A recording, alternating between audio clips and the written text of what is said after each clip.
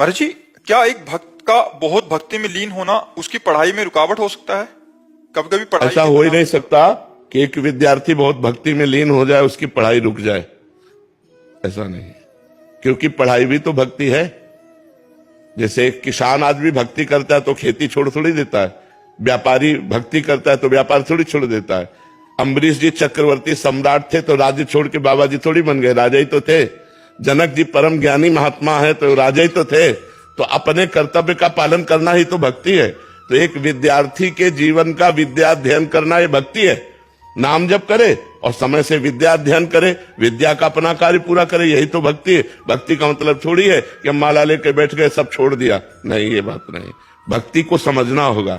एक व्यापारी का व्यापार भक्ति है, एक डॉक्टर का मरीज भक्ति है। जितने मरीज आए उनको भगवान की भावना से सेवा करो। अपने अपने पद, अपने अपने कर्तव्य रूपी पूजा से भगवान को रिझाओ और नाम जप करो, कोई परेशानी नहीं।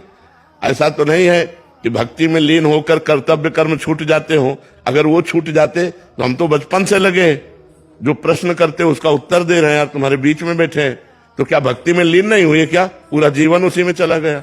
तो ये बात समझना, किसी को ऐसा लगता हो कि भक्ति करने से सब कुछ छूट जाता है, वो गलत छूट जाता है, सही सब होता रहता है। तो ऐसा नहीं है। अपने अपने कर्तव्य कर्म को तो एक विद्यार्थी को चाहिए कि भगवान की भक्ति मानकर विद्या अध्ययन करे और नाम जप करे, गंदे आचरणों से बचे। भक्ति का मतलब गंदे आचरणों का त्याग करना। जिसे तुम समझते हो ये पाप है, वो आचरण मत करो। अगर वो आचरण करोगे तो फिर भक्ति नहीं रहेगी। महाराज जी, काफी जने कभी कभी ऐसे आते हैं कि वो सब मतलब घर के सारे काम छोड़ दिए और केवल भक्ति में लग गए। महाराज जी, ऐसा वो कह रहे कि हमारे बच्चे ऐसा कर रहे हैं, तो महाराज जी ये गलत है, ये गलत है। कभी हमने उपदेश ऐसा नहीं दिया, कहीं भगवान ने उपदेश ऐसा नहीं दिया।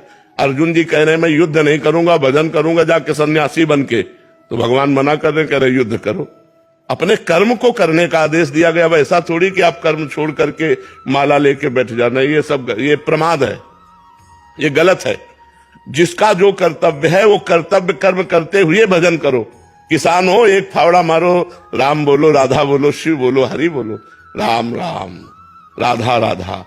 देखो तुम्हारी भक्ति कितनी बढ़िया बनती है। व्यापारी है, ग्राहक आ गया, उसे भगवत भाव से उचित मूल्य बेच करके जो आपको उचित लाभ मिले उतना, और अच्छी वस्तु बेच करके और खाली समय में नाम जप करो, तुमसे बढ़िया भगत कौन हो सकता है?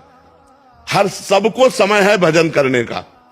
अब कोई प्रमादवश बोले कि भाई हमको 8 घंटे ड्यूटी कर, तो 8 घंटे ड्यूटी बराबर कोई नहीं करता।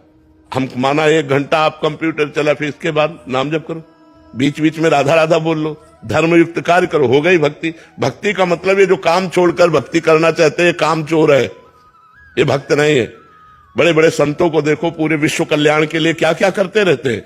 आप तो अपने परिवार का पोषण नहीं कर पा रहे हो, लाखों लोगों का पोषण कर रहे हैं, तो भक्तों को देखो कितनी बड़ी सेवा मिली हुई है। तो ये अपने कर्तव्यों का त्याग करना भक्ति नहीं है, कर्तव्य कर्म को करते हुए भजन करना भक्ति है। हमारे जो एकदम ऐसा कह रहे कि ऐसा वैराग्य चढ़ जाता है कि वो कुछ सब नाम में लग गए। हम तो बचपन से बैरागी हैं, फिर हमको तो मतलब कहीं गुफा में घुस जाना चाहिए था।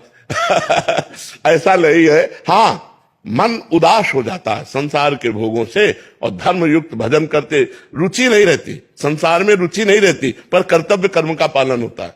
अब जैसे हमसे रुचि पूछी जाए कि आपकी रुचि क्या है, तो हम यही कहेंगे कि हमसे 24 घंटे में कोई ना मिले, ये मेरी रुचि है। लेकिन मुझे जो कर्तव्य कर्म मिला है, तो देखो बीमार है लेकिन हम समय दे रहे हैं कि हमारा ये समय एकांतिक का है, हम ये समय पूरा करके ही जाएंगे। एकांतिक पूरा होते ही डायलिसिस में जाएंगे, पर हम एकांतिक करके जाएंगे।